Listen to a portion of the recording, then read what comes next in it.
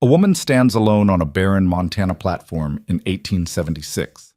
Her fiancé gone, her money almost spent, her future shattered in the span of an afternoon. The only man offering help is a stranger whose motives she can't yet read. What happens next will force her to choose between the safety of everything she knows and the terrifying freedom of a life she never imagined. If you want to see how far survival can take someone when betrayal becomes the catalyst for transformation, stay with me until the end, and drop a like and comment with your city so I can see how far this story travels. The stagecoach lurched to a stop, and Elena Cross felt her stomach drop with it. She'd been holding herself together for 3 days. Through dust storms and bad road and cramped quarters with strangers who smelled like sweat and tobacco. She'd kept her chin up, kept her hands folded in her lap, kept telling herself that once she got to Ridgeway Depot, everything would be fine. Thomas would be waiting. Thomas, who'd written her all those letters. Thomas, who'd promised her a home, a future, a life better than the one she was leaving behind in Boston. The door swung open, and the driver, a grizzled man with a face like old leather, stuck his head in. Ridgeway Depot. End of the line, miss. Elena stepped down onto the platform, gripping her carpet bag with both hands.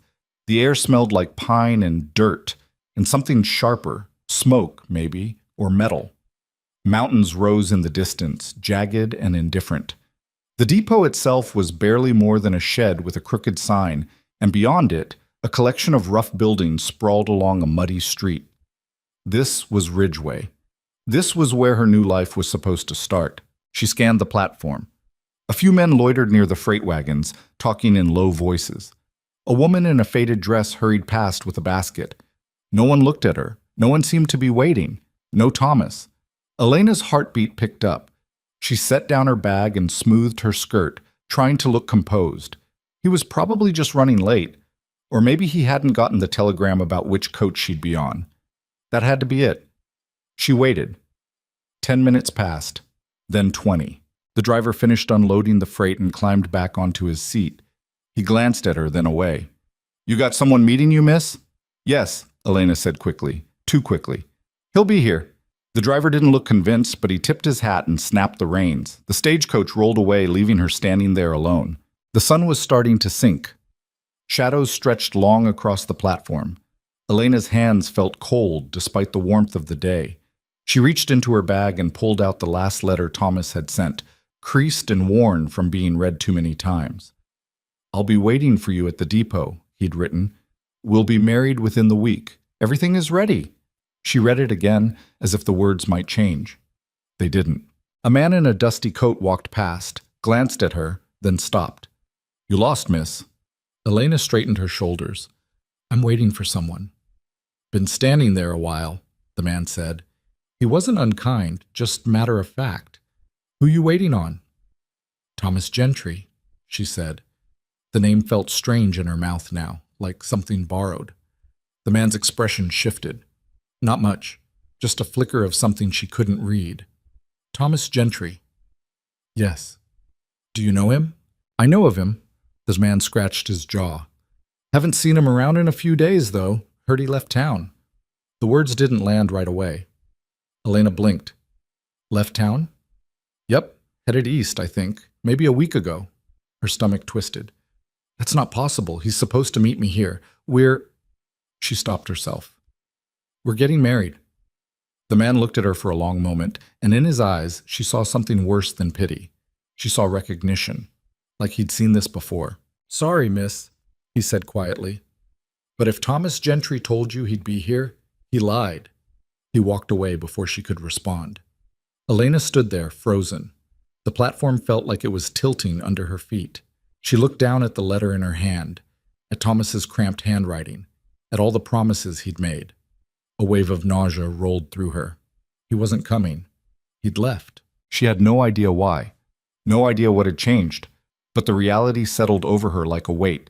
She was alone, in a town she didn't know, with barely enough money to last a week. Her knees felt weak. She sat down on her bag right there on the platform and pressed her hands to her face. She wanted to cry, but the tears wouldn't come. Shock, maybe. Or just exhaustion. She didn't know how long she sat there. Long enough for the platform to empty. Long enough for the sun to dip below the mountains.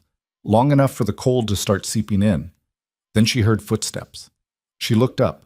A man stood a few feet away, tall and broad-shouldered, wearing a worn leather jacket and a hat pulled low. He had the kind of face that didn't give much away: strong jaw, weathered skin, eyes that looked like they'd seen more than they cared to talk about. He was watching her, but not the way the other men had. Not curious, not leering, just noticing. "You all right?" he asked. Elena's first instinct was to say yes, to tell him she was fine, that someone was coming, that she didn't need help. But the words stuck in her throat. "No," she said instead. Her voice cracked. "Not really." The man glanced around, then back at her. "You waiting on someone?" "I was." She looked down at the letter, still clutched in her hand. "But he's not coming." The man didn't ask for details. He just nodded, like that was answer enough. "You got a place to stay?" Elena hesitated. She didn't know this man, didn't know if she could trust him, but she also didn't have a lot of options. "No," she admitted. He was quiet for a moment, thinking. Then he said, "There's a boarding house in town, run by a woman named Mrs. Callahan. She's got rooms and she's fair. I can take you there if you want." Elena studied him. He didn't look dangerous, didn't look like he wanted anything from her. But then again, Thomas hadn't looked like a liar either. "Why would you do that?" she asked. The man shrugged. "Because you're stranded and it's getting dark, and because someone should." It wasn't a grand gesture, wasn't poetry, but something about the plainness of it made her believe him. She stood up, brushing off her skirt. "All right." He picked up her bag without asking, and she followed him off the platform. The walk into town was short, but felt longer. Elena kept glancing at the man, trying to figure him out. He didn't talk much, just led the way, steady and unhurried, like he had nowhere more important to be. "What's your name?" she asked finally. "Wade," he said. "Wade Callahan." "Callahan." She frowned. "Like the boarding house?" "My sister runs it." That eased some of the tension in her chest. If he was taking her to his sister's place, it was probably safe. Probably. They turned onto a street lined with clapboard buildings. A general store, a saloon, a blacksmith shop. Everything looked rough and temporary, like the town had been thrown together in a hurry and never bothered to settle in properly. Men stood outside the saloon drinking and talking loud. A few of them looked at her as she passed, and she lowered her gaze. Wade didn't seem to notice. Or maybe he just didn't care. "How long you been here?" Elena asked, more to fill the silence than anything. "Long enough." "You like it?" He glanced at her. "It's not Boston." She stopped walking. "How did you know I was from Boston?" Wade didn't look surprised. "Your dress, your shoes, the way you talk. You got city written all over you." Elena didn't know whether to be offended or impressed. "I suppose that's fair." They walked a little farther, and then Wade stopped in front of a two-story house with peeling paint and a sagging porch. A sign hung over the door, "Callahan House, rooms by the night or week." Wade pushed the door open and stepped inside. Elena followed. The interior was plain but clean, wooden floors, simple furniture, a smell of bread and coffee. A woman stood near the stove, wiping her hands on an apron. She was older than Wade, maybe in her mid-30s, with dark hair pulled back in a bun and eyes that looked like they didn't miss much. "Wade?" she said, surprised. Then she saw Elena. "Who's this?" "Woman who got left at the depot," Wade said simply. "Figured you might have a room." The woman, Mrs. Callahan, Elena assumed, looked her over, not unkindly, but thoroughly. "You got money?" Elena reached into her bag and pulled out the small purse she'd been guarding for days. "Some. Not much." Mrs. Callahan nodded. "I can give you a room for a week. After that, we'll figure something out. You got a name?" "Elena Cross." "Well, Miss Cross, welcome to Ridgeway." She gestured toward the stairs. "Second door on the left. I'll bring up some supper in a bit." Elena felt something loosen in her chest. Not relief, exactly, but close. "Thank you."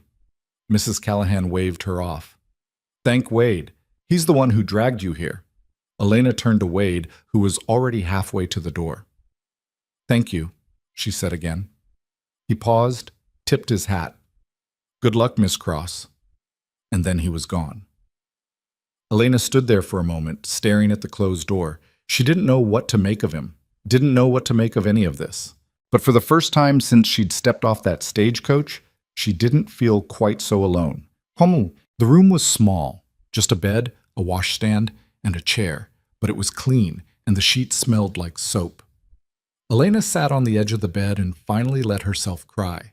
Not loud, not long, just enough to let some of the pressure out. When Mrs. Callahan came up with a tray of stew and bread, she didn't say anything, just set it down and left. Elena ate slowly, mechanically. The food was good, but she barely tasted it. Her mind was still back at the depot, still trying to make sense of what had happened. Thomas had left. That much was clear. But why? Had he met someone else? Had he lost his nerve? Or had he never meant any of it in the first place? She didn't know. And maybe she never would. The thought made her angry. Not sad. Angry. She'd given up everything for him. Left her family, left her job, left the only life she'd ever known. And he'd just walked away. She finished the stew and set the tray aside. Then she lay down on the bed, still fully dressed, and stared at the ceiling. Tomorrow, she'd figure out what to do. Tomorrow, she'd make a plan. But tonight, she just needed to survive. Morning came too soon. Elena woke to the sound of footsteps in the hallway and voices downstairs. For a moment, she didn't remember where she was. Then it all came rushing back. She sat up, her body stiff and sore. She hadn't slept well. Every time she'd closed her eyes, she'd seen Thomas's face, heard his voice in her head. "Everything is ready." The lie echoed. She washed her face in the basin, changed into a fresh dress, and went downstairs. Mrs. Callahan was in the kitchen, frying eggs. A man Elena didn't recognize sat at the table, reading a newspaper.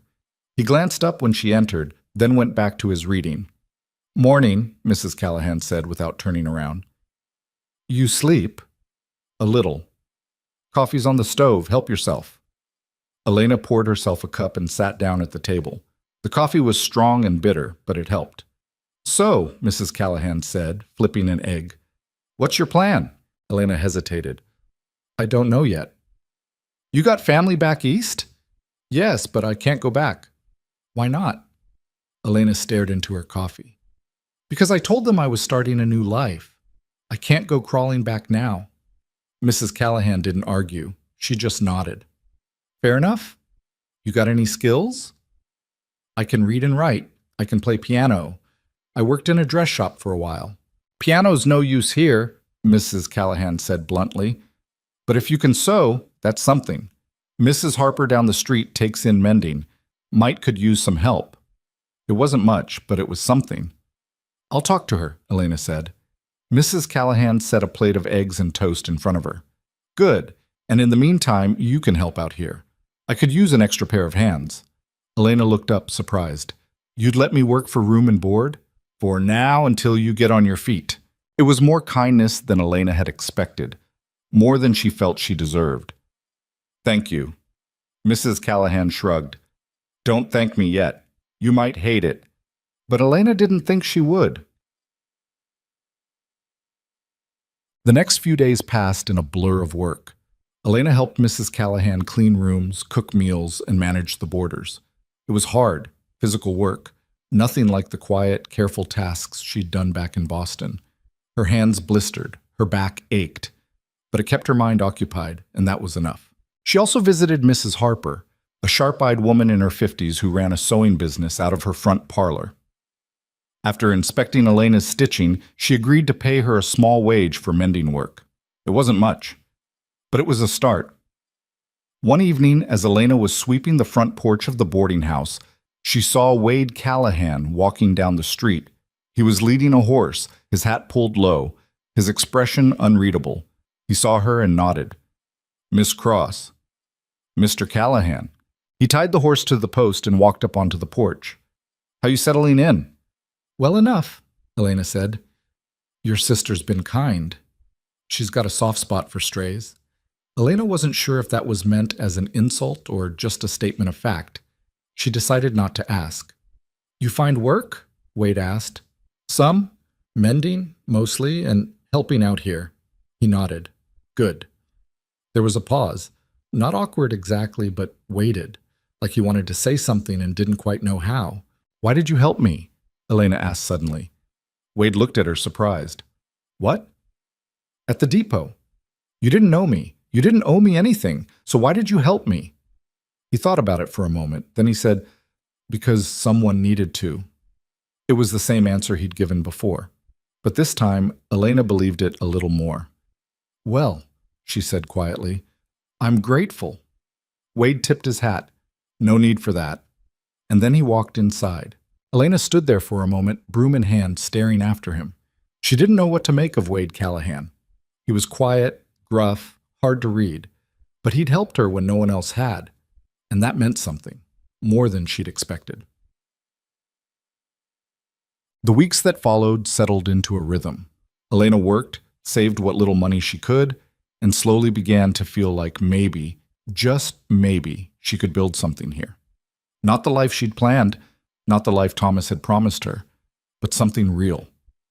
She still thought about him sometimes, wondered where he'd gone, what he was doing, but the anger had faded, replaced by something colder and harder. Resolve. She wasn't going to let him define her. One afternoon, Mrs. Callahan asked her to deliver a basket of laundry to a ranch just outside of town. Wade's place, she said casually. He pays good, and he don't complain. Elena's stomach did a small, unexpected flip. Wade lives on a ranch?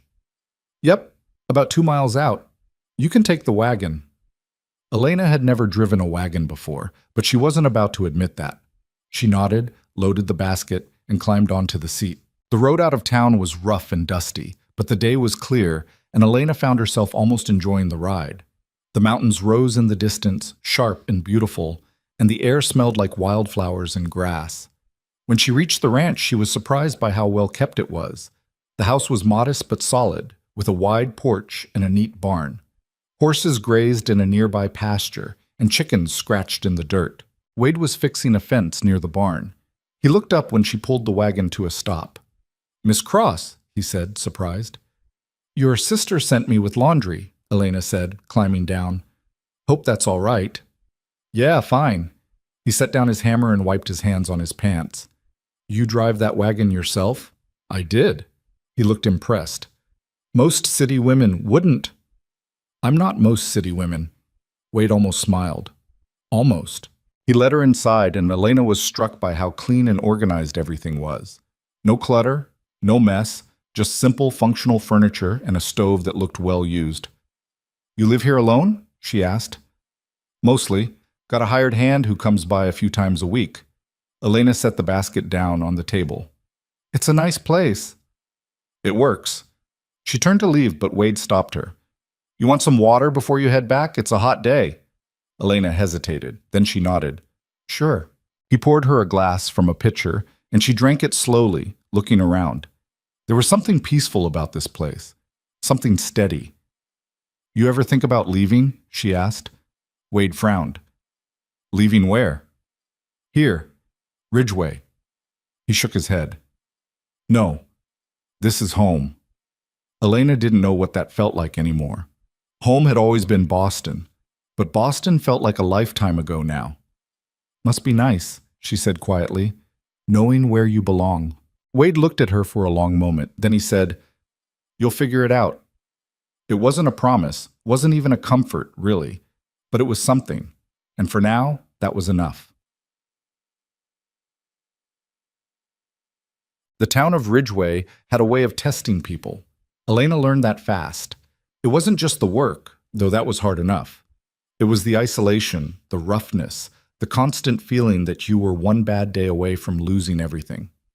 She saw it in the faces of the other women, the ones who'd come west with dreams and ended up washing clothes or serving drinks just to survive. But she also saw resilience, women who'd lost husbands, lost children, lost everything, and still got up in the morning and kept going. Elena wanted to be one of them. One evening, as she was finishing up in the kitchen, Mrs. Callahan sat down across from her with a cup of tea. You've been here almost a month, she said. Elena nodded. Has it been that long? You thinking about staying? Elena looked up, surprised. I don't know. I hadn't really thought about it. Well, you should. Because if you're going to stay, you need to start thinking long term. Mending work won't last forever, and neither will cleaning rooms. What do you suggest? Mrs. Callahan sipped her tea. You said you can play piano. Yes. There's a church social coming up in a few weeks. They're looking for someone to play. It don't pay much, but it's something, and people will remember you, might lead to other work. Elena considered it. All right, I'll do it. Mrs. Callahan smiled. Good, and who knows? Maybe you'll meet someone. Elena's stomach twisted. I'm not looking to meet anyone. Didn't say you were, but life's funny that way. Elena didn't argue. She just finished her tea and went upstairs. But that night, lying in bed, she thought about Wade Callahan. She didn't know why. He was just a man who'd helped her, nothing more. But something about him lingered, and she couldn't quite shake it. The church social arrived on a warm Saturday evening in late summer. The whole town seemed to turn out. Families, couples, single men looking for a drink and a dance. Elena sat at the old upright piano in the corner, her hands resting on the keys, trying to remember the last time she'd played for people. It had been in Boston, at a party her aunt had hosted. She'd worn a blue dress and felt elegant and important. Now she wore a simple cotton dress she'd mended herself, and her hands were calloused from work. But when she started playing, it all came back. The music flowed out of her, easy and familiar. People stopped talking to listen.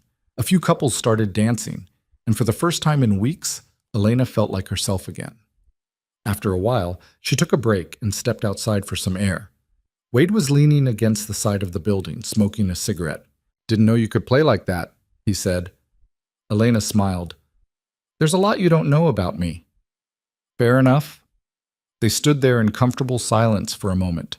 Then Wade said, You're staying, aren't you? Elena looked at him, surprised. What makes you say that? Because you don't look like you're running anymore. She thought about that. He was right. Somewhere along the way, she'd stopped thinking about Thomas, stopped thinking about Boston. She'd started thinking about tomorrow instead. Yeah, she said quietly.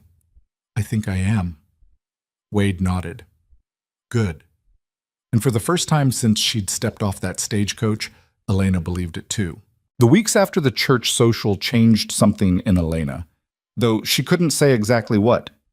Maybe it was the way people had looked at her when she played, like she was more than just the woman who'd been left at the depot. Maybe it was the small pile of coins Mrs. Harper had pressed into her hand after 3 weeks of steady mending work. Or maybe it was simpler than that. Maybe she'd just stopped waiting for her old life to come find her. She woke up one morning in early September to the sound of rain hammering the roof. Mrs. Callahan was already downstairs, cursing at the stove, which had a habit of smoking when the weather turned damp. Fire won't catch, she said when Elena came into the kitchen. Wade's supposed to come by and fix the damper, but I don't know if he'll make it in this mess. Elena poured herself coffee and looked out the window. The street had turned to mud, and the few people who were out moved quickly, heads down against the rain. I can manage breakfast, Elena offered, if you want to get the laundry started before it gets worse. Mrs. Callahan gave her a look, half grateful, half appraising. You sure? I've been watching you long enough. I think I can fry eggs without burning the place down. All right then. Mrs. Callahan handed over the spatula like it was a badge of honor. Don't let Miller complain. He always complains. Miller was one of the long-term boarders, a rail-thin man in his 50s who worked at the assay office and had opinions about everything. Elena had learned to tune him out. She cracked eggs into the pan and tried not to think about the fact that 2 months ago she'd never cooked a meal in her life. Back in Boston, there had been servants for that. Her mother would have fainted if she'd seen Elena now, hair tied back with a frayed ribbon, sleeves rolled up, standing over a hot stove in a boarding house kitchen. The thought didn't sting the way it used to. Miller came down first, sniffing the air suspiciously. Smells different. I'm cooking today, Elena said without turning around. Where's Mrs. Callahan? Busy, he grunted and sat down. Elena slid a plate in front of him. Eggs, toast, a slice of ham. He poked at it with his fork, then took a bite. She waited. It's fine, he said finally. Elena smiled to herself. From Miller, that was practically a compliment. The door opened and Wade walked in, soaked through. Water dripped from the brim of his hat onto the floor. He took it off and shook it, spraying more water across the entryway. "You're making a mess," Elena said. Wade glanced at her, then at the puddle forming around his boots. "Didn't know you were the housekeeper now." "Someone has to keep this place from falling apart." He almost smiled. Almost. "Where's my sister?" "Out back, fighting with the laundry." Wade nodded and headed toward the back door, but Mrs. Callahan came in before he got there, carrying a basket of wet linens. She looked at him, then at the puddle. "You're dripping all over my floor. I'm here to fix your stove." "Good, because it's useless." She shoved the basket at Elena. "Hang these up in the parlor. We'll have to dry them inside today." Elena took the basket and carried it into the front room, where a line had been strung across the ceiling for exactly this purpose. She started hanging shirts and sheets, listening to the muffled conversation in the kitchen. Wade's voice, low and steady. Mrs. Callahan's sharper, more insistent. Then the clang of metal as Wade got to work on the stove. By the time Elena finished hanging the laundry, Wade had the stove working again. He was washing his hands in the basin when she came back in. "You staying for breakfast?" Mrs. Callahan asked him. "If there's enough." "There's always enough." She looked at Elena. "Make him a plate." Elena didn't argue. She dished out eggs and ham, added an extra slice of toast, and set it in front of Wade. He looked at it, then at her. "You cook this? Is that a problem?" "No, just didn't know you could." "I'm learning." Wade took a bite, chewed slowly, then nodded. "It's good." It was a small thing, but Elena felt a flicker of pride anyway. Mrs. Callahan sat down with her own plate and looked between the two of them. "Elena's getting baptized by fire here. Started out she couldn't boil water. Now she's running half the kitchen." "That right?" Wade said. "It's an exaggeration," Elena said quickly.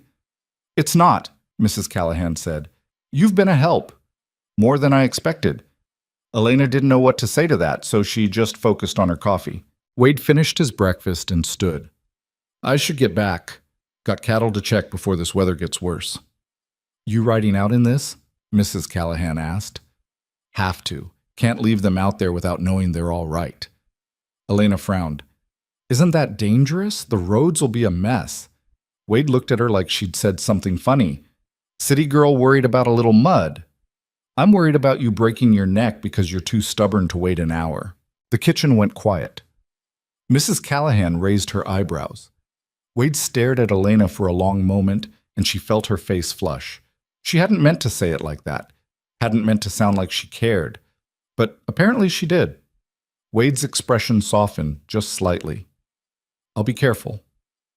"See that you are," Mrs. Callahan said, breaking the tension. "I don't want to have to come drag you out of a ditch." Wade pulled his hat back on and headed for the door.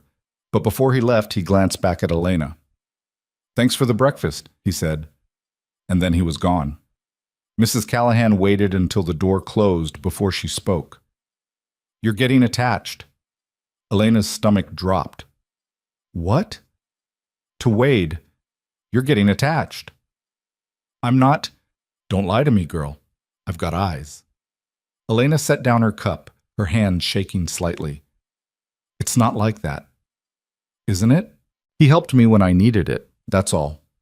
Mrs. Callahan leaned back in her chair, studying her.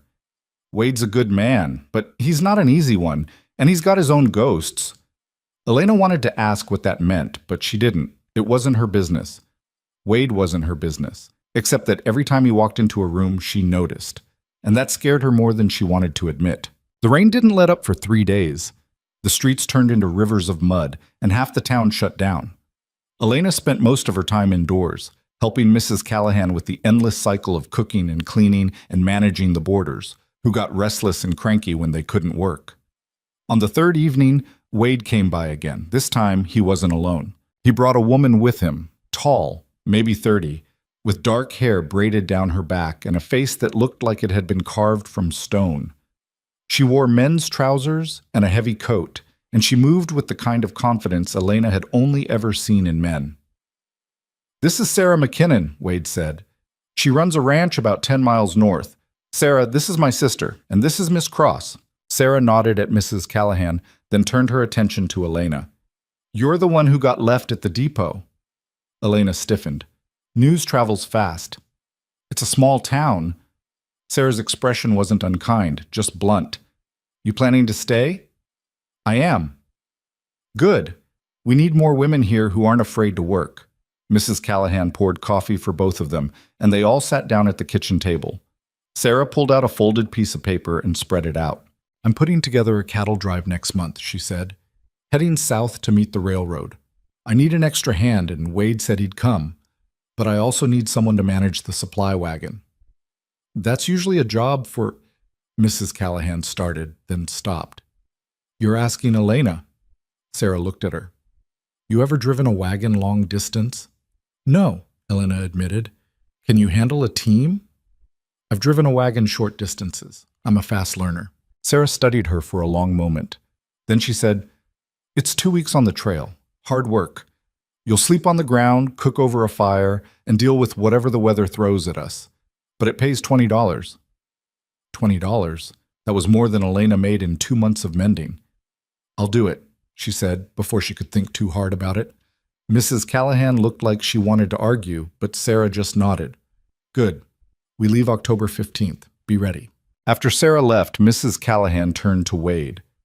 You really think this is a good idea? She said she wanted to stay, Wade said. This is what staying looks like. Elena felt a surge of gratitude toward him, mixed with something else she couldn't quite name. The next few weeks passed in a blur of preparation. Sarah came by twice more to go over the details. What Elena would need to bring, how to manage the supplies, what to expect on the trail. It all felt overwhelming, but Elena forced herself to focus. This was an opportunity, a chance to prove she could do more than cook and mend. She also started spending more time at Wade's ranch.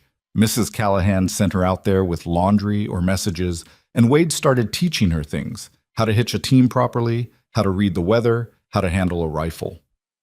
You ever shot a gun before? He asked one afternoon. No. He handed her an old Spencer carbine. Time to learn. They set up a target, a tin can on a fence post, and Wade showed her how to load, aim, and fire. The first shot kicked harder than she expected, and she stumbled back. Wade caught her elbow. You all right? Fine. She reset her stance, aimed again, and fired. This time she was ready for the kick. The can didn't move. Try again, Wade said. She fired 3 more times. On the 4th shot, the can flew off the fence. Wade nodded. Not bad. Elena felt a grin spreading across her face. Not bad? I hit it. Eventually, she shoved him lightly, and he laughed, a real laugh, low and genuine. It was the first time she'd heard him laugh, and it did something strange to her chest. They walked back to the house together, the rifle slung over Elena's shoulder. The sun was starting to set, casting long shadows across the grass. Why are you helping me? Elena asked. Wade glanced at her. What do you mean? All of this. Teaching me to shoot, convincing Sarah to hire me. You don't owe me anything. Wade was quiet for a moment. Then he said, Maybe I just don't like seeing people give up. I'm not giving up. I know. That's why I'm helping. They reached the house, and Elena handed him back the rifle. Their hands brushed, and she felt a jolt of something she didn't want to name. Thank you, she said quietly. Wade met her eyes. You're going to do fine out there. She wanted to believe him. The night before the cattle drive, Mrs. Callahan threw together a small dinner. Nothing fancy, just stew and bread. Wade came by, and so did Sarah. They sat around the kitchen table talking about the route, the weather, the cattle. Elena mostly listened. She was nervous, though she tried not to show it. 2 weeks on the trail, 2 weeks sleeping on the ground, surrounded by people she barely knew. Part of her wanted to back out, but a bigger part of her refused to. After dinner, Wade walked her outside. The air was cool, the sky full of stars. You scared? He asked. Elena considered lying. Then she said, A little. That's normal. Is it? Yeah. First time's always the hardest. She looked up at him. What about you? You scared? Wade smiled faintly. Not of the trail. Then what? He didn't answer right away. Then he said, that you'll realize you don't want this life. That you'll leave. The words hung between them, heavy and honest. Elena felt her heartbeat pick up. I'm not leaving, she said. You say that now. I mean it. Wade looked at her for a long moment, and she saw something in his eyes she hadn't seen before, something vulnerable. "All right," he said finally. "I believe you." They stood there in the darkness, not speaking, just existing in the same space. And for the first time since she'd stepped off that stagecoach, Elena felt like she was exactly where she was supposed to be. The cattle drive started at dawn. Elena met Sarah and Wade at the edge of town, where a dozen head of cattle were already gathered. The supply wagon was bigger than she'd expected, loaded with food, water, tools, and tarps. 2 mules stood hitched to the front, flicking their ears impatiently. "You ready?" Sarah asked. Elena climbed onto the wagon seat. "Ready?" Sarah nodded and signaled to Wade and the other 2 hands, a young man named Charlie and an older guy named Dutch. The cattle started moving, slow and stubborn, and the wagon lurched forward. The first day was rough. The wagon jolted over every rock and rut, and Elena's hands were raw from gripping the reins. By the time they stopped for the night, her back ached and her legs felt like jelly. Wade came over as she was setting up her bedroll. "How you holding up?" "I'm fine. You look like you got dragged behind the wagon." "Thanks for that," he smiled. "You did good today." Elena looked up at him, surprised. "Really?" "Yeah, kept up, didn't complain. That's more than most people manage on their first day." She felt a warmth spread through her chest. "Well, don't get used to it. I reserve the right to complain tomorrow." Wade laughed and walked off to check the cattle. Elena lay down on her bedroll and stared up at the stars.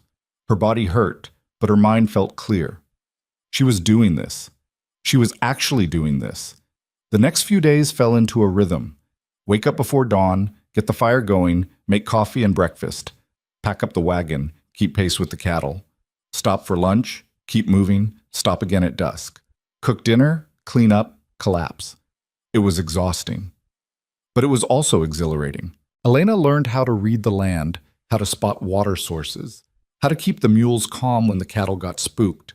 She learned that Sarah was tougher than anyone she'd ever met, that Charlie was 19 and trying to save up enough money to buy his own land, and that Dutch had been doing cattle drives since before Elena was born.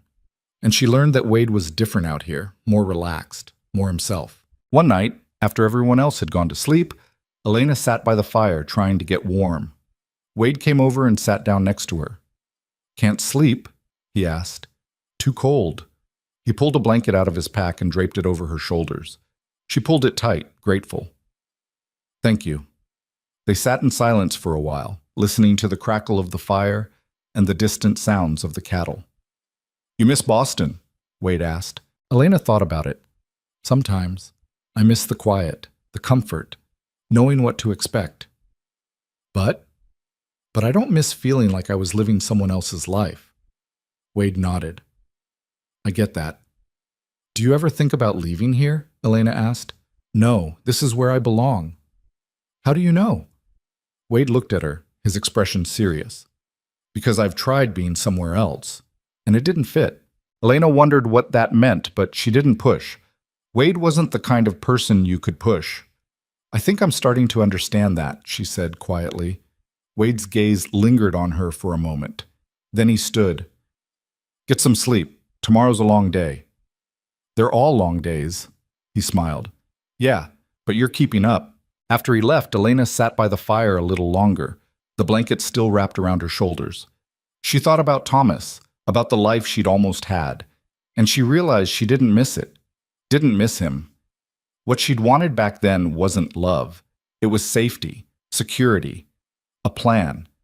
But out here, with the stars overhead and the fire crackling beside her, she realized she didn't need a plan. She just needed to keep moving forward. On the 8th day, they hit trouble. A storm rolled in fast. Dark clouds, thunder, rain that came down in sheets. The cattle panicked, scattering in every direction. Sarah shouted orders, and everyone scrambled to keep the herd together. Elena fought to control the wagon as the mules balked and pulled.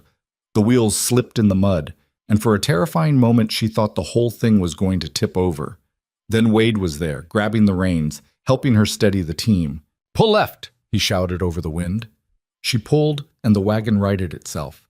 Wade jumped up onto the seat beside her, taking control of one side while she handled the other. Together, they guided the wagon to higher ground, away from the worst of the mud. By the time the storm passed, they were both soaked through and shaking. Wade climbed down and checked the wheels, then came back around to her side. "You all right?" he asked. Elena nodded, though her hands were still trembling. Yeah. They stood there in the rain, looking at each other. Elena felt something shift between them, something unspoken but undeniable. "Thank you," she said.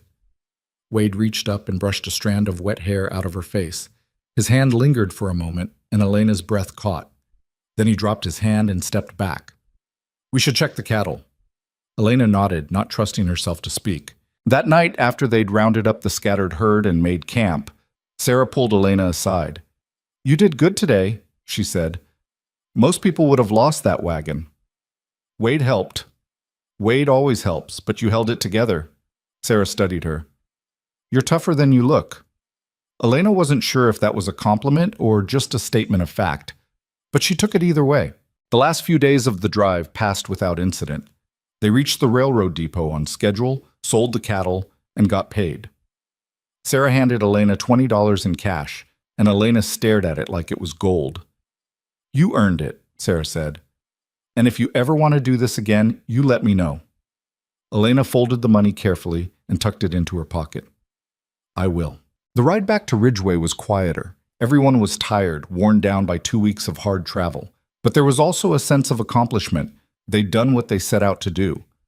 Wade rode beside the wagon for most of the journey. He didn't talk much, but Elena was starting to realize that was just who he was. He didn't waste words. When they finally reached town, it was late afternoon.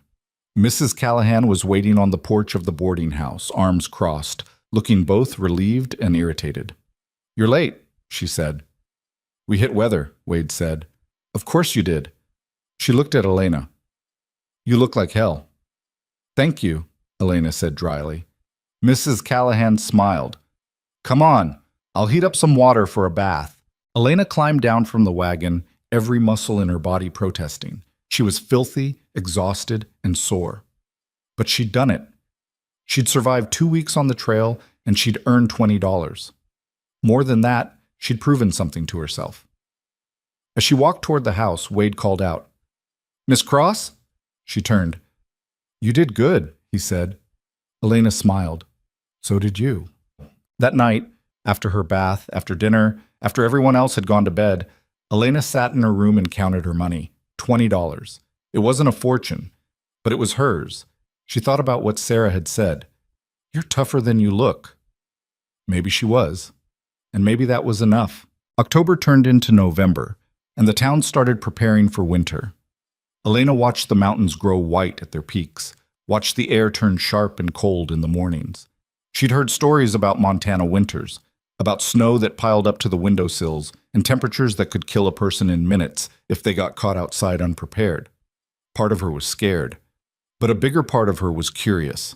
She had $43 saved now, 20 from the cattle drive, the rest from mending work and helping Mrs. Callahan. It wasn't enough to do anything big with, but it felt like a cushion, like security, like maybe she could actually build something here. Wade came by the boarding house less often now that the weather had turned. He had his own place to winterize, his own stock to look after. But when he did come, Elena noticed him more. Noticed the way he moved, deliberate and unhurried. Noticed the way he listened when people talked, like he was actually hearing them instead of just waiting for his turn to speak. She tried not to think about the way he'd brushed her hair back during the storm. Tried not to think about the warmth in his voice when he'd told her she'd done good. But she thought about it anyway. One afternoon in mid-November, Mrs. Callahan sent her to the general store for flour and sugar. The store was crowded, everyone stocking up before the first real snow hit. Elena waited her turn, watching the storekeeper weigh out goods and take payment. That's when she heard the voice. "Elena!" She turned and her stomach dropped.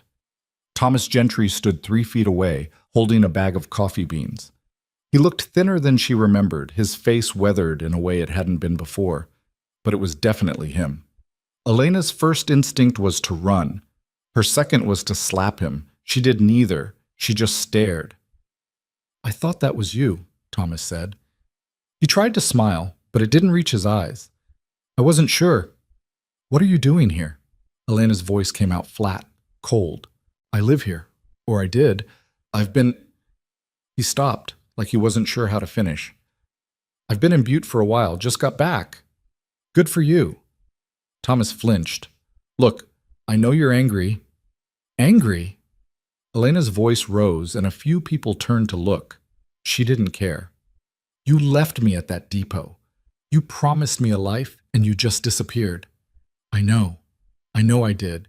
And I'm sorry. Sorry! Elena laughed, bitter and sharp. That's all you've got?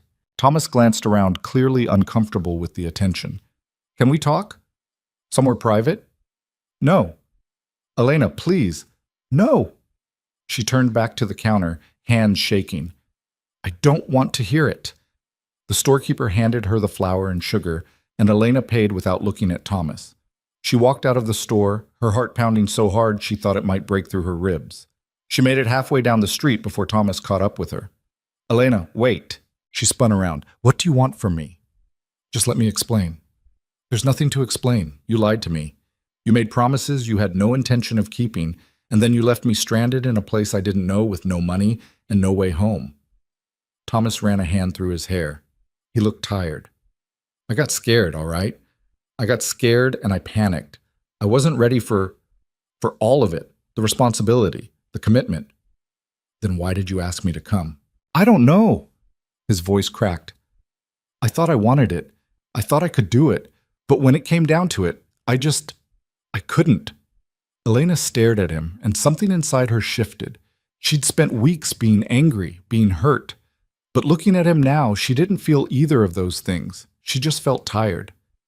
You should have told me, she said quietly. You should have been honest.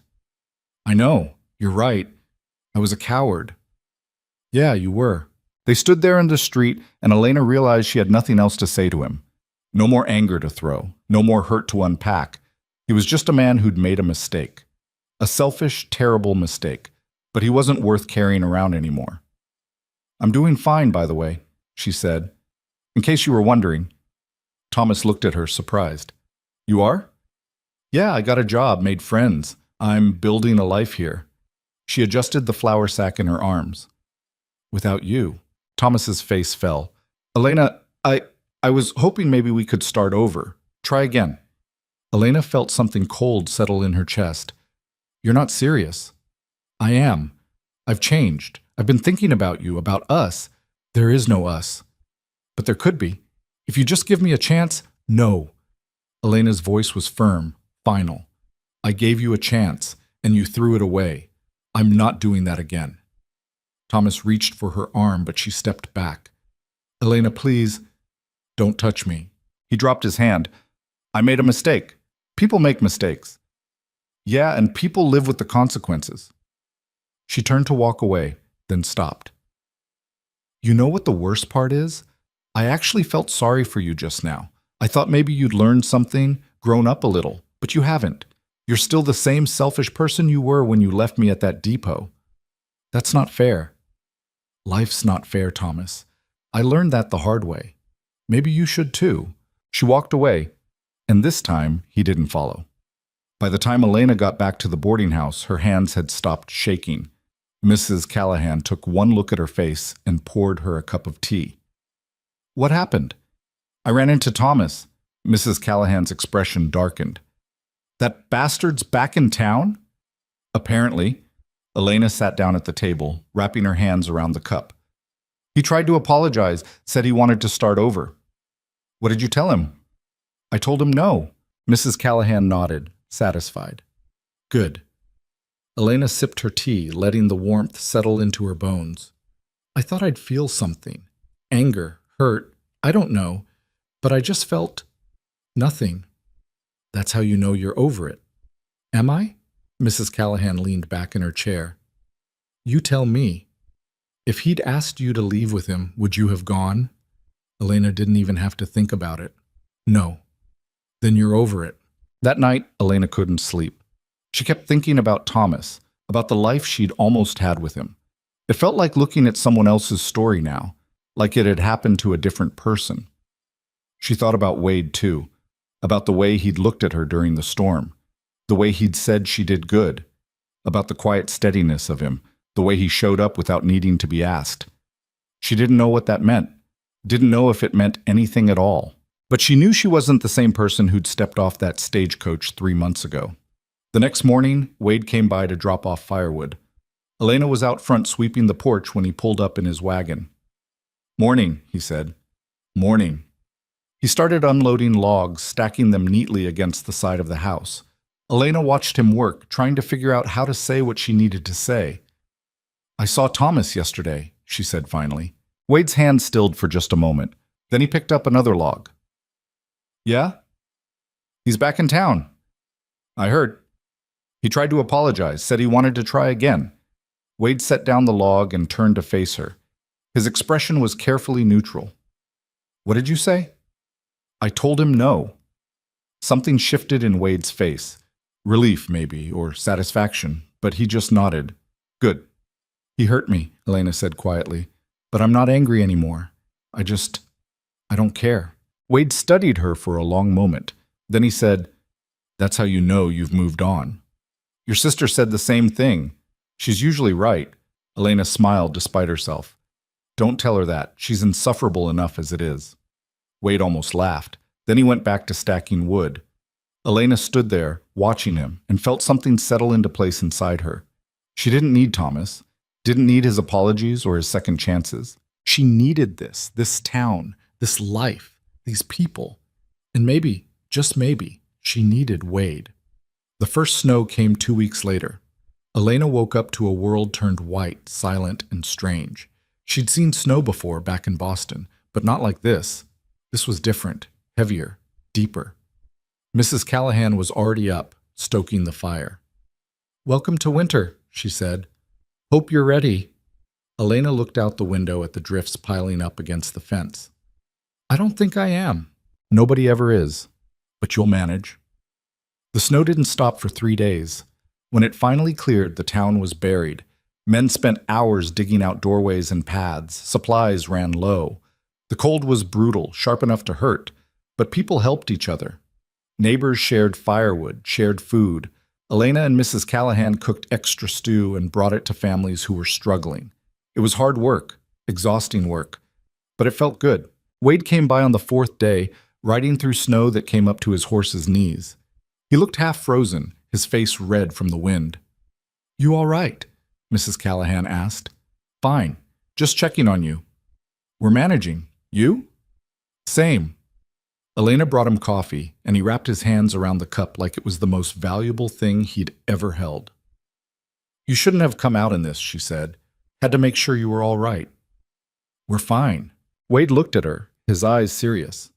"I know, but I had to see for myself." Elena felt warmth spread through her chest, and it had nothing to do with the fire. They stood there in the kitchen, snow melting off Wade's boots, steam rising from his coffee. And Elena realized something she'd been avoiding for weeks. She was falling for him. Not the way she'd thought she loved Thomas. That had been desperation dressed up as romance. This was different, quieter, steadier, terrifying. Wade finished his coffee and set the cup down. "I should get back before the light fades." "Be careful," Elena said. He tipped his hat. "Always am." After he left, Mrs. Callahan gave her a look. "You're going to have to tell him eventually." Elena's face flushed. "Tell him what?" "Don't play dumb. It doesn't suit you." "I don't know what you're talking about," Mrs. Callahan sighed. "You're as stubborn as he is. That's going to be a problem." "There's nothing to be stubborn about, if you say so." But that night, lying in bed, Elena couldn't stop thinking about Wade, about the way he'd ridden through a blizzard just to check on them, about the way he looked at her sometimes, like she was something worth protecting. She didn't know what to do with that, didn't know if she was ready for it, but she knew she wanted to be. December came, and with it, plans for a town celebration. Nothing fancy, just a gathering at the community hall, some music, some food, a chance to break up the monotony of winter. Mrs. Callahan volunteered Elena to play piano. Elena tried to refuse, but Mrs. Callahan wouldn't hear it. "You're good at it, and people need something to look forward to." So Elena practiced. She hadn't played much since the church social, and her fingers felt stiff at first. But the muscle memory came back, and soon she was playing pieces she hadn't thought about in months. Wade came by one afternoon while she was practicing. He stood in the doorway, listening. Didn't know you could play like that, he said when she finished. Elena turned, startled. How long have you been standing there? Long enough. It's not that impressive. It is to me. Elena felt her face heat. Well, thank you. Wade walked over and sat down on the bench beside her. It was a small bench, and his shoulder brushed against hers. Elena's breath caught. You nervous? He asked. About the celebration? A little. You'll be fine. You always are. Elena looked at him. You have a lot of faith in me. Yeah, I do. There was something in his voice, something warm and certain that made Elena's heart race. She wanted to say something, wanted to tell him how she felt, but the words stuck in her throat. Wade stood. I should let you practice. Wait. Elena's voice came out before she could stop it. Wade turned back. Yeah? She didn't know what she was going to say, didn't have the words ready, but she couldn't let him leave. Not yet.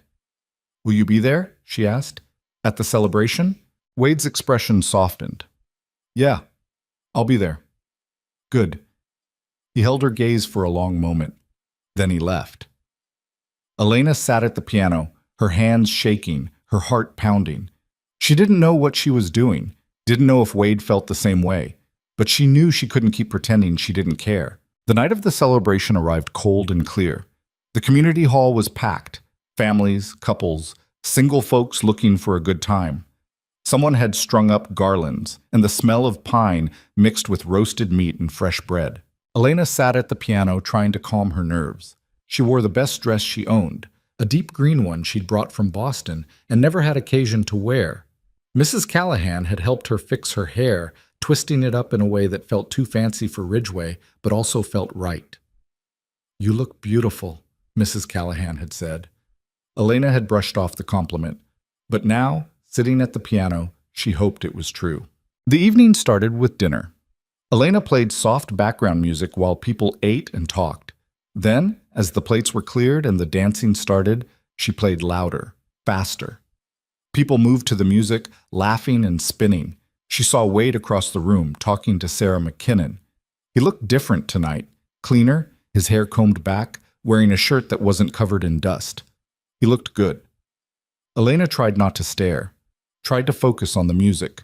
But then Wade was walking toward her, and her fingers stumbled over the keys. He stopped in front of the piano. You got time for a break? Elena's mouth went dry. I guess so. She stood and Wade offered his arm. She took it, feeling the warmth of him through his sleeve. They walked outside, away from the noise and the heat. The air was freezing, but it felt good after the stuffiness of the hall. Stars filled the sky, bright and endless. You're really good, Wade said. At the piano. Thank you. I mean it. You could have done that professionally, back east. Elena shook her head. Maybe, but I didn't want to. What did you want? She thought about it. I don't know. I thought I wanted what Thomas was offering. A home, a family, security. But I don't think that's what I wanted at all. Then what? Elena looked up at the stars. I think I just wanted to feel like I mattered. Like I was more than just someone's daughter or someone's wife, like I was my own person. Wade was quiet for a moment. Then he said, You are. Elena turned to him. What? Your own person. You are. I've watched you these past few months, watched you work, watched you learn, watched you push through things most people would have given up on. You're not defined by Thomas or anyone else. You're just you. Elena felt tears prick her eyes. Wade, I'm not good with words, he said, cutting her off. I'm not the kind of guy who makes speeches or writes letters. But I need you to know something. Her heart was pounding so hard she thought he might hear it. Wade took a breath. I care about you. More than I probably should. And I don't know if you feel the same way, and that's fine if you don't. But I couldn't keep pretending I didn't. Elena stared at him, her mind racing. This was it. This was the moment she'd been too scared to hope for. I care about you too, she said, her voice shaking. Wade's expression shifted. Surprise, then relief, then something deeper. Yeah? Yeah. He stepped closer, and Elena's breath hitched. He reached up, cupping her face with one rough hand, and she leaned into the touch. "Can I kiss you?" he asked. Elena nodded, not trusting her voice. Wade leaned in, and his lips met hers, gentle at first, then deeper. Elena's hands found his shoulders, gripping tight, and she kissed him back with everything she had. When they finally pulled apart, they were both breathing hard. "That was—" Elena started. "Yeah," Wade said. They stood there, foreheads touching, and Elena felt something shift inside her. Something that had been locked up tight for months finally breaking free. She wasn't scared anymore. She didn't need to be. Inside the hall, the music had started again. Someone was calling for Elena to come back and play. But she didn't move. "We should go back in," Wade said, though he didn't sound like he wanted to. "Probably." But neither of them moved. Finally, Wade stepped back, though he kept hold of her hand. "Come on," before they send a search party. Elena laughed, and they walked back inside together. The rest of the night passed in a blur. Elena played piano, danced with Wade when someone else took over the keys, and felt lighter than she had in years. Thomas was there, she noticed, watching from the corner. But she didn't care. Let him watch. Let him see what he'd lost. When the celebration finally ended and people started heading home, Wade walked her back to the boarding house. The streets were quiet, the snow crunching under their boots. "Thank you," Elena said when they reached the porch. "For tonight." "Thank you," Wade said, "for giving me a chance." Elena smiled. "I think we're giving each other a chance." Wade kissed her again, soft and slow, and Elena felt like she was floating. When he finally pulled away, he said, "I'll see you tomorrow." "You better." He tipped his hat and walked off into the night, and Elena stood on the porch, watching him go. Inside, Mrs. Callahan was waiting with a knowing smile. "Well?" she said. Elena couldn't stop grinning. "Well, what?" "Don't play coy with me. What happened?" "He kissed me." Mrs. Callahan laughed. "About time." Elena sat down at the table, still smiling. "I don't know what happens now." "Nobody ever does, but you'll figure it out." Elena thought about that. Thought about the life she was building, the choices she was making. Thought about Wade, and the way he looked at her like she was something precious. She didn't have all the answers, didn't know what the future looked like. But for the first time since she'd arrived in Ridgeway, she wasn't afraid of it. The morning after the celebration, Elena woke with her heart still racing. She lay in bed staring at the ceiling, replaying the kiss over and over in her mind, the way Wade's hand had cupped her face, the way he'd looked at her like she was the only person in the world. She touched her lips, half convinced she'd dreamed the whole thing. But then she heard his voice downstairs. She scrambled out of bed, threw on her dress, and tried to fix her hair. It was hopeless, tangled from sleep and sticking up in odd directions. She gave up and went downstairs anyway. Wade was sitting at the kitchen table with Mrs. Callahan drinking coffee. He looked up when Elena walked in, and something warm passed between them. "Morning," he said. "Morning." Elena's voice came out too breathless. She cleared her throat. "What are you doing here so early?" "Brought eggs," Wade said, nodding toward a basket on the counter. "Figured you could use them." Mrs. Callahan snorted. "He's never brought eggs before in his life." Wade's ears turned red. "Well, I brought them today." Elena bit back a smile and poured herself coffee. She sat down across from Wade, their knees almost touching under the table. "Sleep well?" he asked. "Not really. Me neither." Mrs. Callahan looked between them and stood up. "I'm going to check the laundry. You two try not to be too obvious." After she left, Wade reached across the table and took Elena's hand. His palm was rough, calloused from years of ranch work, but his touch was gentle. "I meant what I said last night," he said quietly. "I know. And I want to do this right, not rush it, not mess it up." Elena squeezed his hand. "I don't know what right looks like." "Me neither, but I figure we can work it out as we go." It should have scared her, the uncertainty of it, the risk. But it didn't. With Thomas, everything had been planned out, promised, guaranteed, and it had all fallen apart. With Wade, there were no guarantees, just honesty and effort. And somehow, that felt safer. "All right," Elena said. "We'll figure it out." Wade smiled and it transformed his whole face. Elena realized she'd never seen him really smile before. Not like this. It made her want to make him smile more often. They sat there drinking coffee, not saying much, just being together. And it felt easy in a way Elena hadn't expected. The next few weeks settled into a new rhythm. Wade came by more often, always with some excuse. Firewood, supplies, checking on the roof. Elena saw through it, and so did Mrs. Callahan, but neither of them said anything. Sometimes Wade took Elena out to his ranch.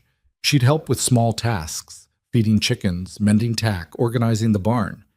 It wasn't romantic, exactly, but there was something intimate about working side by side, about learning the details of his life. One afternoon in late December, Wade showed her something she hadn't seen before. They walked past the main house to a smaller structure she'd assumed was a storage shed. "What's this?" Elena asked. Wade pushed open the door. Inside was a half-finished house. Framed walls, a stone fireplace, windows waiting to be installed. It smelled like fresh-cut lumber and possibility. Elena stepped inside, looking around. "You're building this?" "Yeah, started it last spring. Haven't had much time to work on it lately." "It's beautiful." She ran her hand along one of the beams. "What's it for?" Wade was quiet for a moment. Then he said, "I was building it for myself. A better house than the one I'm in now. But lately I've been thinking..." He stopped, like he wasn't sure he should continue. "Thinking what?" He looked at her and there was something vulnerable in his expression. Thinking maybe it could be for someone else too, someday. Elena's heart stuttered. She understood what he was saying, what he was offering, not a proposal, not yet, but a possibility, a future. "It's not finished," Wade said quickly, "and I don't want you to feel pressured or give." Elena kissed him, cut him off mid-sentence, standing on her toes to reach his mouth. Wade made a surprised sound, then wrapped his arms around her waist and lifted her off the ground. When they finally broke apart, both breathing hard, Elena said, "I like it, the house. I like it a lot." Wade set her down but didn't let go. "Yeah?" "Yeah." They stood there in the unfinished house, and Elena felt something shift. This was real. This was happening, and she wanted it more than she'd wanted anything in her life. But of course, nothing that good could last without a fight. Elena started noticing Thomas around town more often. He'd show up at the general store when she was shopping, at the post office when she was mailing letters. At first she thought it was coincidence. Then she realized it wasn't. He was following her. It came to a head one afternoon in early January. Elena was walking back from Mrs. Harper's, carrying a bundle of finished mending, when Thomas stepped out from an alley. "We need to talk," he said. Elena's stomach clenched. "No, we don't." "Yes, we do." Thomas moved to block her path. "You've been avoiding me." "Because I don't want to talk to you." "I see you with him, with Wade Callahan." Elena's jaw tightened. "That's none of your business." "It is when you're making a mistake. The only mistake I made was trusting you." Thomas's face darkened. "He's not right for you. He's a rancher, a nobody. You came from a good family, Elena. You deserve better than..." "Stop." Elena's voice was cold and sharp. "You don't get to tell me what I deserve. You lost that right when you left me stranded. I'm trying to protect you. I don't need your protection. I don't need anything from you." Thomas grabbed her arm, and Elena's heart jumped into her throat. "Let go of me. Just listen." "She said let go!" Wade's voice cut through the air like a knife. He stood at the end of the street, his expression dark and dangerous. Elena had never seen him look like that. Thomas dropped her arm. "This doesn't concern you, Callahan." "It does when you put your hands on her." Thomas stepped back, but his face was twisted with anger. "You think you're better than me? You think you can just swoop in and..." "I think you need to leave," Wade said, his voice low and controlled. "Now." For a moment, Elena thought Thomas might actually throw a punch. But then he looked at Wade, really looked at him, and seemed to think better of it. "This isn't over," Thomas said to Elena. "Yes, it is." Thomas glared at both of them, then turned and walked away. Wade came over to Elena, his expression softening. "You all right?" Elena nodded, though her hands were shaking. "I'm fine, thank you." "He hurt you?" No, just grab my arm. I'm fine. Wade looked like he wanted to go after Thomas anyway, but Elena put a hand on his chest. Don't. He's not worth it. Wade took a deep breath, visibly calming himself. Then he picked up the bundle of mending Elena had dropped. Come on, I'll walk you back. They walked in silence for a while. Then Elena said, He called you a nobody. Wade shrugged. I've been called worse. It bothered me, what he said. Why? It's true. I'm just a rancher. I don't have money or a fancy name or... Elena stopped walking. You're not a nobody. You're the person who helped me when I had nothing. You're the person who taught me how to survive here. You're the person who sees me, really sees me, not just what I used to be or what I'm supposed to be. Her voice cracked. You're everything he's not. Wade stared at her, and for a moment, Elena thought he might cry, but he just pulled her into his arms and held her tight. I love you, he said against her hair. I know it's too soon, and I know we're still figuring this out, but I love you. Elena's breath caught. She pulled back just enough to look at him. I love you too. Wade kissed her, right there in the middle of the street, and Elena didn't care who saw. That night, Elena sat with Mrs. Callahan in the kitchen, telling her everything that had happened. Thomas isn't going to let this go, Mrs. Callahan said. Men like him never do. What should I do? Tell Wade. Tell the sheriff if you have to, but don't handle it alone. Elena nodded. I won't. But she couldn't shake the feeling that this was far from over. The next morning, Wade came by with a proposition. Move in with me, he said. Elena blinked. What? To the ranch. Not in that way. I mean, there's the main house and the unfinished one. You could stay in the main house. I'd stay in the barn if I had to. I don't like the idea of you being in town where Thomas can corner you. Elena looked at Mrs. Callahan, who was trying very hard to pretend she wasn't listening. I can't just leave, Elena said. Mrs. Callahan needs help here.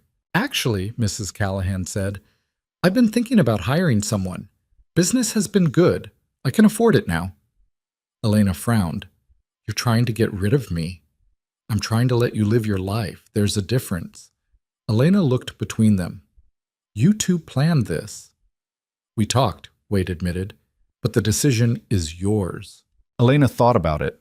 The ranch was safer, more isolated. And the idea of being closer to Wade, of waking up and seeing the mountains every morning, of building something together, it appealed to her more than she wanted to admit. What about propriety? She asked. People will talk. People always talk, Mrs. Callahan said. And honestly, half the women in this town would kill to have a man like Wade looking out for them. Wade's ears turned red again. I'm not asking you to marry me. Not yet. I'm just asking you to be safe. Not yet? Elena's heart skipped. Wade met her eyes. Eventually, if you want, when you're ready. Elena felt tears prick her eyes. All right, I'll do it. Wade's face broke into a smile, and Mrs. Callahan clapped her hands. Good. I'll help you pack. Moving to the ranch took less time than Elena expected. She didn't have much. A few dresses, some books, the money she'd saved. Wade loaded it all into his wagon, and they rode out together. The ranch looked different in winter, stark and beautiful, with snow covering everything.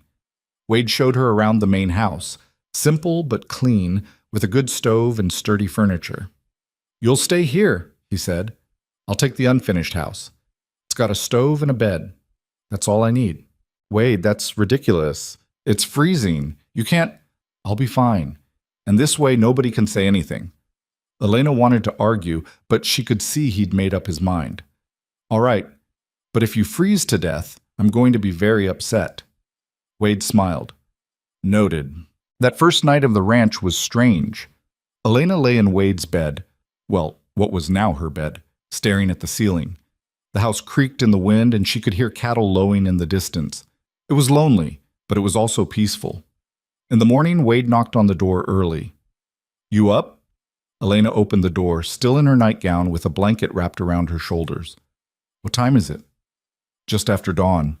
I made coffee. She followed him to the kitchen, where he had already started a fire in the stove. The warmth felt like heaven. How'd you sleep? He asked. Better than I expected. You? Like a rock. They drank coffee together as the sun came up, painting the mountains gold and pink. Elena thought about how different this was from the life she'd imagined with Thomas. That life had been about comfort and security and fitting into someone else's plan. This life was about building something from scratch, together, and she wouldn't trade it for anything. The weeks that followed were hard but good. Wade taught Elena how to manage the ranch, how to care for the animals, how to fix things when they broke, how to read the weather. She learned fast, surprising both of them. One afternoon, they were mending a fence when Wade said, "You ever think about going back to Boston?" Elena hammered in a nail before answering. "Sometimes. I think about my mother, my sisters. Wonder if they're all right. You could write them." "I could, but I don't know what I'd say." "You could tell them the truth, that you're happy." Elena looked at him. "Am I?" Wade stopped working. "Aren't you?" Elena thought about it, really thought about it. 6 months ago, she'd been miserable, lost and scared, and convinced her life was over. Now she was standing in the snow, her hands blistered from work, living in a place she'd never heard of with a man she'd met by accident. And she was happy. Genuinely, unexpectedly happy. "Yeah," she said. "I am." Wade smiled and went back to the fence, but Elena saw the relief in his expression. That night, she did write a letter. Not to her mother, not yet, but to her younger sister Margot, who'd always understood her better than anyone. She kept it simple.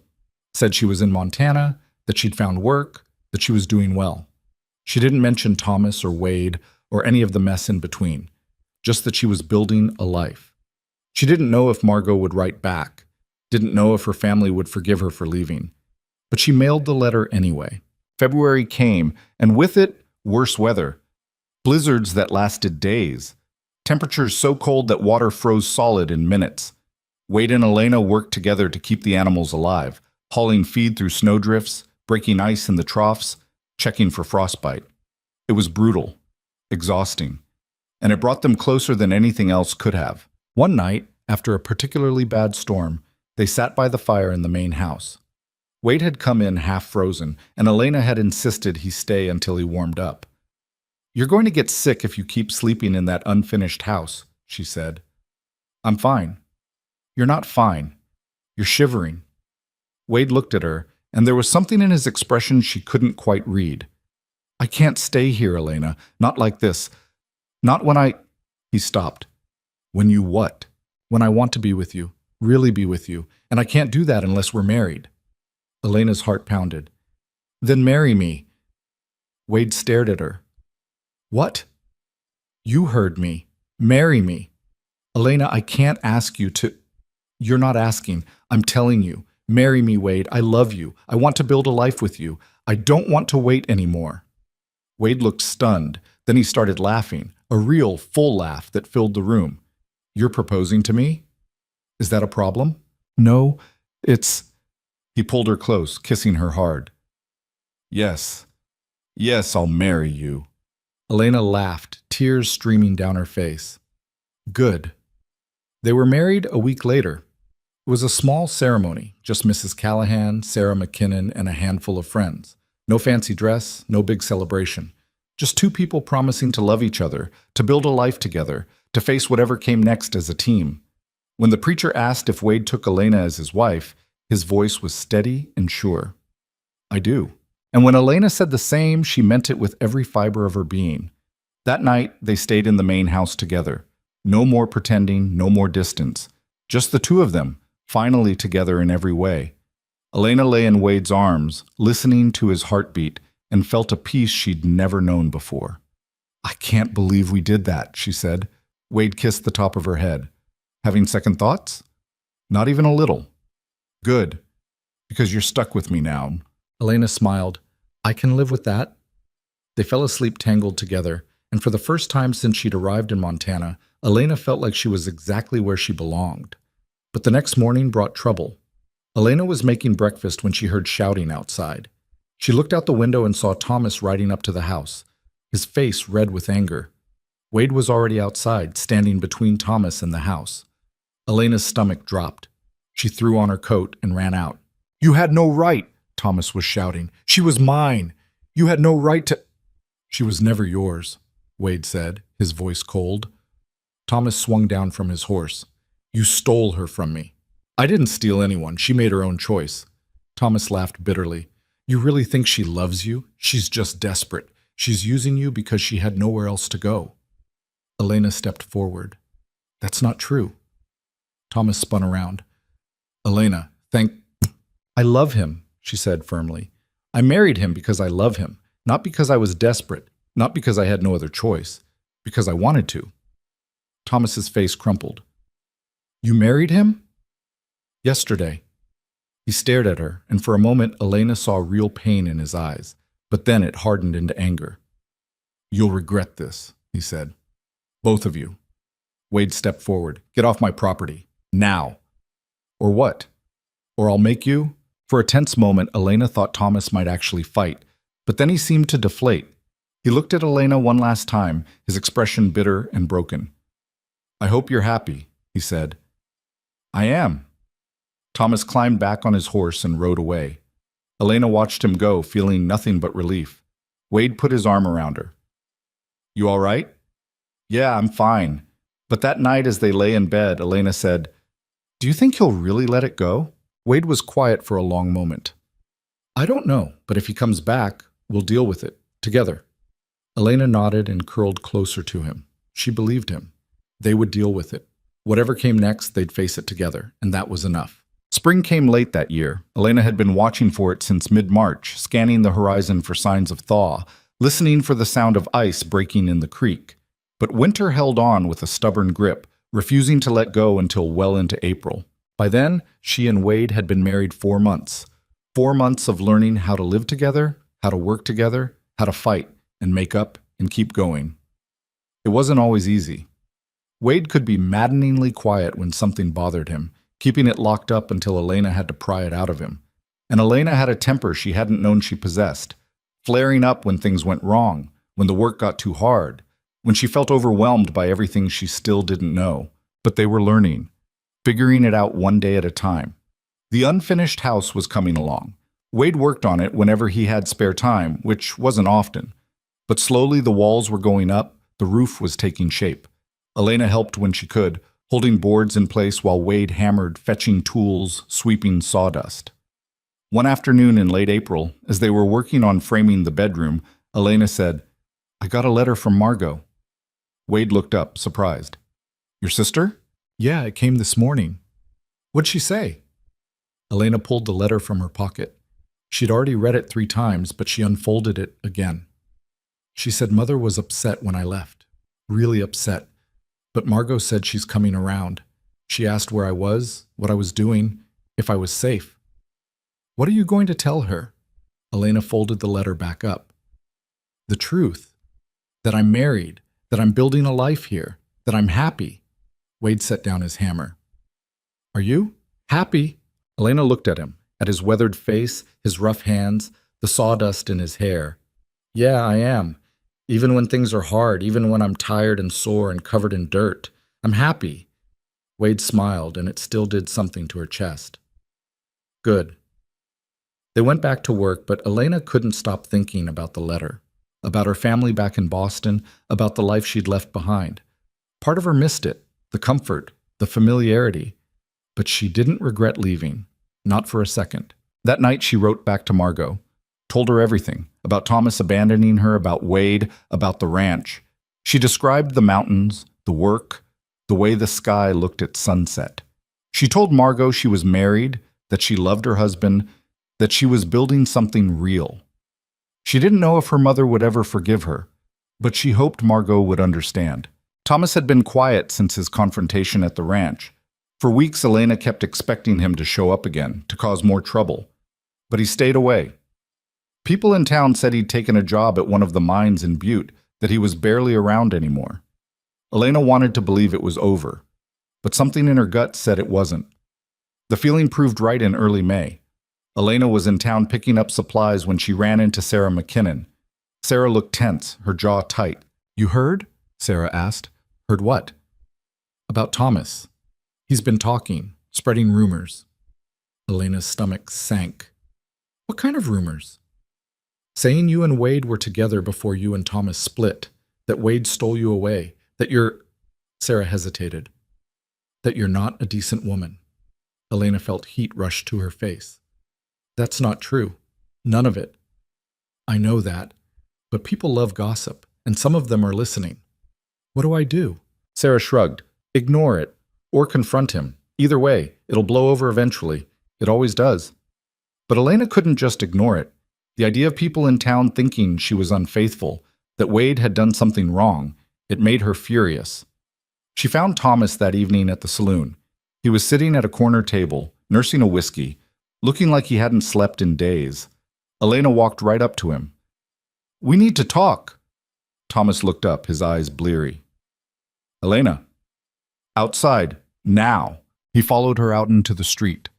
The sun was setting, casting long shadows across the buildings. I heard what you've been saying about me, Elena said. About Wade. Thomas had the decency to look ashamed. I didn't mean for it to spread like that. But you said it. I was angry. I still am. That doesn't give you the right to lie about us. Thomas ran a hand through his hair. It's not all lies. You moved on fast. Real fast. I moved on when you abandoned me. You don't get to be angry about that. I know. His voice cracked. I know I screwed up. I know I hurt you. But seeing you with him, it kills me, Elena. It kills me knowing I had you, and I threw it away. Elena felt a pang of something, not sympathy, exactly, but recognition. She understood regret. Understood the weight of knowing you'd made the wrong choice. Then you should have thought about that before you left me at that depot, she said quietly. But you didn't. You chose to run, and I chose to stay. And I built a life without you. That's not my fault. That's yours. Thomas's face crumpled. I'm sorry. I know you are. But sorry doesn't fix what you broke. She turned to leave, but Thomas grabbed her wrist. Not hard, just desperate. Is there any chance at all, that you could forgive me? That we could start over? Elena pulled her hand free. No, there isn't. I love Wade. I married him. And even if I didn't, even if I was alone, I still wouldn't go back to you, because I don't trust you, and I don't think I ever could. Thomas stared at her, and she saw the moment it finally hit him, that it was really over, that there was no going back. I hope you're happy with him, he said, and for the first time he sounded like he meant it. I am. Good, you deserve to be. Elena nodded and walked away, and this time she didn't look back. When she got home, Wade was waiting on the porch. He stood when he saw her, his expression worried. You all right? Elena climbed the steps and wrapped her arms around him. I'm fine. I talked to Thomas, told him to stop spreading lies. What'd he say? He apologized. I think he finally understands it's over. Wade held her tight. Good, because I was about 2 seconds away from going into town and handling it myself. Elena laughed despite herself. I can handle Thomas. I know you can. Doesn't mean I don't want to protect you. I know. She pulled back to look at him. But I need you to trust that I can take care of myself, at least some of the time. Wade nodded. I do trust you. Sometimes I forget you're not that scared woman I met at the depot anymore. I'm not. You helped me see that. You did it yourself. Elena smiled. We helped each other. They went inside, and Wade made dinner while Elena worked on mending. It was a quiet evening, peaceful, and Elena realized that this was what she loved most about her life now. Not the grand moments, not the dramatic declarations, just the quiet, steady rhythm of building something together. Summer came on fast and hot. The ranch exploded with life, grass growing tall, wildflowers covering the hills, the creek running clear and cold. Elena spent long days working in the garden she'd started, planting vegetables and herbs. Wade finished the new house, and they moved in together, leaving the old house for hired hands when they needed them. The new house was beautiful, simple but solid, with wide windows that looked out over the mountains. Elena stood in the bedroom one morning, watching the sun rise, and felt a contentment she'd never known before. Wade came up behind her, wrapping his arms around her waist. What are you thinking about? How different everything is. How different I am. You miss Boston? Elena thought about it. I miss some things, my sisters, the ocean, But I don't miss who I was there. That girl was so scared of everything, scared of making the wrong choice, scared of disappointing people, scared of being alone. And now? Now I'm still scared sometimes, but I'm also strong, stronger than I ever thought I could be. She turned in his arms. You helped me find that. Wade shook his head. It was always there. You just needed a reason to use it. That afternoon, Sarah McKinnon came by with news. She was planning another cattle drive in the fall, and she wanted Elena and Wade both. Same setup as last time, Sarah said, but bigger, more cattle, longer route, better pay. Elena looked at Wade. What do you think? I think we could use the money, and you did good last time. We both did. Sarah smiled. So that's a yes? Elena nodded. That's a yes. After Sarah left, Wade said, You sure you want to do this? It's going to be hard. Harder than last time. I know, but I want to. I want to prove I can do it again. Wade pulled her close. You don't have to prove anything. I know, but I want to anyway. The summer passed in a blur of work. Elena and Wade prepared for the cattle drive, managed the ranch, built their life together. Mrs. Callahan visited once, bringing baked goods and gossip from town. She looked around the new house, nodded approvingly, and told Elena she'd done well for herself. Better than well, Mrs. Callahan said. You've got a good man and a good life. Don't take it for granted. I won't. And when are you planning on giving me nieces and nephews to spoil? Elena felt her face heat. We haven't talked about that yet. Well, you should. You're not getting any younger. Wade laughed from across the room. Leave her alone, Martha. We'll get to it when we're ready. But that night, as they lay in bed, Wade said, Do you want kids? Elena turned to face him. Someday. Do you? Yeah, I do. But only if you do. Only if you're ready. Elena thought about it. About what it would mean to have children here, to raise them in this wild, beautiful place. It scared her, but it also felt right. I think I want to wait a little longer, she said. Get through another cattle drive. Make sure we're stable. But, yeah, someday I want that. Wade kissed her forehead. Someday sounds good. The cattle drive in September was everything Sarah had promised. Bigger, harder, longer. They were gone for 3 weeks, pushing a herd of over 100 cattle south through rough terrain. Elena managed the supply wagon again, but this time she also helped with the cattle when they were short-handed, learning to rope and cut and drive. It was brutal. Her hands blistered and bled. Her back ached constantly. She fell off her horse twice and got kicked by a steer once, leaving a bruise the size of a dinner plate on her thigh. But she loved it. Loved the challenge, the exhaustion, the satisfaction of pushing through when everything in her wanted to quit. Loved working alongside Wade, seeing the pride in his eyes when she handled something difficult. On the last night of the drive, as they sat around the fire, Sarah raised a flask. To the best damn crew I've ever worked with. Everyone cheered and passed the flask around. When it got to Elena, she took a sip, whiskey that burned all the way down, and handed it to Wade. You did good, he said quietly. So did you. They got paid at the end, $50 each. Elena stared at the money, hardly believing it. Combined with what they'd saved from the ranch, they had enough to buy more cattle, to expand, to really build something. On the ride home, Wade said, What do you want to do with your share? Elena thought about it. I want to send some to Margot, help her out, and I want to save the rest for when we have kids, so they'll have something. Wade smiled. I like that plan. When they got back to the ranch, everything felt different, clearer, like they'd crossed some invisible threshold and come out stronger on the other side. That winter was easier than the one before. They had more supplies, better systems, a house that kept them warm. Elena spent evenings writing letters to Margot, who'd started writing back regularly. Her sister's letters were full of news from Boston, who'd gotten married, who'd had babies, what their mother was up to. In one letter, Margot wrote, Mother asked about you yesterday. She wanted to know if you were happy. I told her you were. She didn't say anything, but I could tell it mattered to her. I think she misses you, even if she won't admit it. Elena showed the letter to Wade. Do you think I should write to her, to my mother? Do you want to? I don't know. Part of me does. But part of me is still angry. She didn't support me when I left. Didn't try to understand. Wade was quiet for a moment. Then he said, "People make mistakes. They get scared and they react badly. Doesn't mean they don't love you." Elena knew he was right, and eventually she did write to her mother, kept it short, simple. Just let her know she was safe, that she was married, that she was building a good life.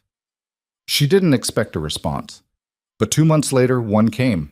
Her mother's letter was stiff and formal, but underneath the proper language, Elena could feel the emotion. "I'm glad you're well," her mother wrote. "I wish you'd chosen differently, but I'm glad you're safe and happy. Perhaps someday you'll visit, and I can meet this husband of yours." Elena cried when she read it, not from sadness, but from relief. The door wasn't closed. There was still a chance to rebuild that relationship, even if it would take time. Spring came again, and with it, changes. Sarah McKinnon got married to a railroad man and decided to sell her ranch. She offered Wade and Elena first pick of her cattle at a good price, and they bought 20 head, nearly doubling their herd. Elena found out she was pregnant in April. She'd suspected for a few weeks, but when the doctor confirmed it, the reality hit her all at once. She was going to be a mother. She was going to raise a child here, in this place she'd once thought was the end of her life. Wade's reaction was everything she'd hoped for. He picked her up and spun her around, laughing, then immediately set her down and apologized for spinning her. "I'm not made of glass," Elena said, laughing. "I know, but still. We have to be careful. We have 7 months to be careful. Right now, I'm fine." Mrs. Callahan was beside herself with excitement when she heard. She showed up at the ranch with blankets and baby clothes she'd been saving for years, insisting Elena take all of it. "You're going to be a wonderful mother," Mrs. Callahan said. "I hope so. I'm terrified." "Everyone is. But you'll figure it out. You always do." The pregnancy was harder than Elena expected. Morning sickness that lasted all day, exhaustion that made even simple tasks feel impossible, aches and pains she'd never experienced before. But Wade was patient and attentive, taking on extra work so she could rest, making sure she ate, holding her when she cried from frustration. "I feel useless," Elena said one particularly bad day. "You're growing a person. That's not useless. I can't do anything. Can't help with the ranch. Can't—" "You're doing the most important thing there is." Wade put his hand on her belly, which was just starting to show. "You're giving us a family." Elena covered his hand with hers. "I'm scared I'm going to mess it up, that I won't know how to be a good mother." "You'll be great. I know you will." "How do you know?" "Because you don't give up. Even when things are hard, even when you're scared, you keep going. That's what being a good parent is." Elena wanted to believe him. And slowly, as the months passed and her body changed and she felt the baby move inside her, she started to. The baby came in November, a week before the first snow. Labor was long and brutal, 18 hours of pain that left Elena exhausted and shaking. But when the midwife finally placed the baby in her arms, all of it faded away. A girl, tiny and red-faced and perfect. Wade stood beside this bed, tears streaming down his face, staring at his daughter like she was a miracle. "What should we name her?" Elena asked. Wade thought for a moment. "What about Rose? After my mother." "Rose Callahan," Elena smiled. "I like it." They named her Rose Eleanor Callahan, and she became the center of their world. The first few months were chaos. Rose cried constantly, slept only in short bursts, needed feeding every few hours. Elena was exhausted beyond anything she'd ever experienced. There were nights she sat in the rocking chair, holding her screaming daughter, and wondered if she'd made a terrible mistake. But then Rose would quiet down, would look up at Elena with wide, curious eyes, and Elena would feel a love so fierce it scared her. Wade was an unexpected natural with the baby. He'd rock her to sleep, sing to her in a low, rumbling voice, change her diapers without complaint. Elena watched him with Rose and fell in love with him all over again. One night, when Rose was about 3 months old, Elena sat on the porch while Wade walked around the yard with the baby, trying to get her to sleep. The stars were out, bright and endless, and the air smelled like pine and earth. Mrs. Callahan came by the next day and found Elena hanging laundry with Rose strapped to her chest in a sling. "Look at you," Mrs. Callahan said. "Working mother." "I don't have much choice, The work doesn't stop just because I have a baby. No, it doesn't, but you're managing. Elena adjusted the sling. Some days better than others. That's life. Some days are good, some are hard. But you keep going. Is that your philosophy? It's everyone's philosophy. They just don't always admit it. That summer, when Rose was 8 months old, Elena got another letter from Margot. This one included a surprise. A photograph of their mother sitting in the parlor in Boston, looking older but still proud. She wanted me to send this, Margot wrote. She says she'd like to meet her granddaughter someday. I told her maybe you could visit, or maybe she could come there. I don't know if that will ever happen, but I thought you should know she's thinking about it. Elena showed the photograph to Wade. Do you think we could go? To Boston? Someday? If you want to. Might be a while before we can afford the trip, but yeah, someday. Elena looked at the photograph again, at her mother's stern face, and felt a mix of emotions. Anger, sadness, longing. But underneath it all, hope. Maybe someday they could rebuild what had been broken. Maybe not completely, but enough. Rose grew fast. By her first birthday, she was walking, babbling, getting into everything. She had Wade's dark hair and Elena's green eyes, and a personality that was entirely her own, stubborn, curious, fearless. Elena watched her daughter explore the ranch, chasing chickens and petting horses and picking wildflowers, and felt a pride she couldn't put into words. This was what she'd built. This life. This family. This home. It wasn't the life she'd planned. Wasn't the life she'd thought she wanted when she'd stepped off that stagecoach all those years ago. It was better. 2 years later, they had a son, named him Samuel after Wade's father, and 2 years after that, another girl, Lily. The ranch grew along with the family. They added more cattle, built another barn, hired 2 full-time hands to help with the work. Elena taught piano lessons to children in town, bringing in extra money and giving her a connection to the community. Wade finished building a schoolhouse on the property so the kids wouldn't have to ride into town every day. Elena taught them herself, reading, writing, arithmetic. Rose was sharp as a tack, always asking questions. Samuel was quieter but thoughtful. Lily was wild, fearless, always covered in dirt. They were perfect. Imperfect and exhausting and perfect. One evening in late summer, after the kids were in bed, Elena and Wade sat on the porch of their house. The sun was setting, painting the sky in shades of orange and pink. You ever think about that day at the depot? Wade asked. Elena smiled. Sometimes, feels like a lifetime ago. You were so lost, so scared. I was. I thought my life was over. And now? Elena looked out over the ranch, at the house they'd built, the land they'd worked, the life they'd created. Now I know it was just beginning. Wade took her hand. I'm glad I found you that day. I'm glad you did too. They sat in comfortable silence, watching the sun disappear behind the mountains. And Elena thought about everything that had brought her here. The betrayal, the fear, the struggle. All of it had led to this moment, to this life, to this family. She thought about Thomas sometimes, wondered where he'd ended up, if he'd ever found what he was looking for. But mostly, she didn't think about him at all. He was just a person who'd been part of her story for a little while. Not the villain, not the hero, just someone who'd made a choice that changed everything. And in a strange way, she was grateful. Because if he hadn't left her at that depot, she never would have met Wade. Never would have discovered who she really was. Never would have built this life.